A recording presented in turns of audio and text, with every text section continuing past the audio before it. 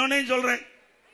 இன்றைக்கு திமுகவில் கூட்டணியில் 39 பேர் வெற்றி பெற்று போயிருக்காங்க. எவ்வளவு பேரு?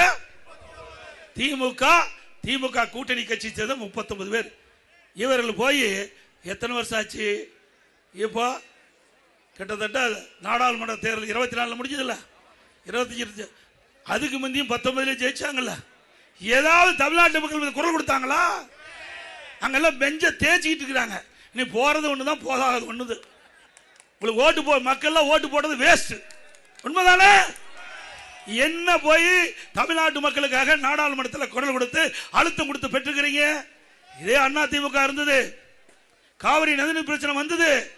அந்த காவிரி நதிநீர் பிரச்சனை வந்த போது நாம பாரதிய ஜனதாவோட கூட்டணி அமைச்சிருந்தோம். அந்த காலகட்டத்தில் உச்சநீதிமன்றம் அளித்த தீர்ப்பை மத்திய அரசு வெளியிடுவதிலே காபதாம் செஞ்சது. உடனடியாக நாம் பல முறை கோரிக்கை வச்சோம்.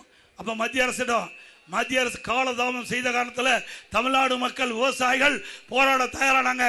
ஆவணங்கள் கோரிக்கை வச்சாங்க, நீங்க மத்திய அரசுக்கு அழுத்தம் கொடுக்கணும்.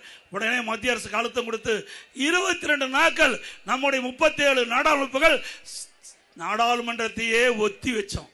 22 நாட்கள்ங்க. இந்திய திருநாட்டுடைய சரித்திரத்தில் ஒரு கட்சி தமிழ்நாட்டு மக்களுக்காக, தமிழ்நாட்டின் உரிமைக்காக, விவசாய உரிமைக்காக 22 நாட்கள் ஓட்டு போட்ட மக்களுடைய குரலை நாடாளுமன்றத்தில் ஒழிச்சு 22 நாட்கள் நாங்க நாடாளுமன்றத்தை ஒத்தி வச்சோம்ல, கூட்டணியில் இருந்துகிட்டு. இன்றைய தினம் நீட்டுன்னு சொல்றீங்க. நீட்டு யார் கொண்டாந்தது? காங்கிரஸ் திமுக தான் கொண்டாந்தது. 2019 டிசம்பர்ல மத்தியில் காங்கிரஸ் ஆச்சு.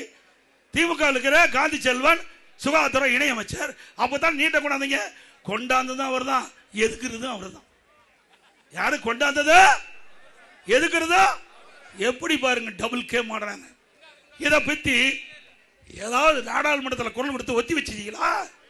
அப்புறம் எதுக்கு நாடாளுமன்றத்தில் 39 பேர் நீங்க எதுக்கு இருக்கிறீங்க? தமிழ்நாட்டு உரிமைகளுக்காக போராட்டீங்களா? தமிழ்நாட்டுடைய திட்டங்கள் பெறுவதற்கு போராடினீங்களா? தமிழ்நாட்டுக்கு தேவையான நிதிகளை பெறுவதற்கு போராடினீங்களா? எதுவுமே இல்லை. ஆக இதையெல்லாம் ஒரு பில்டப்.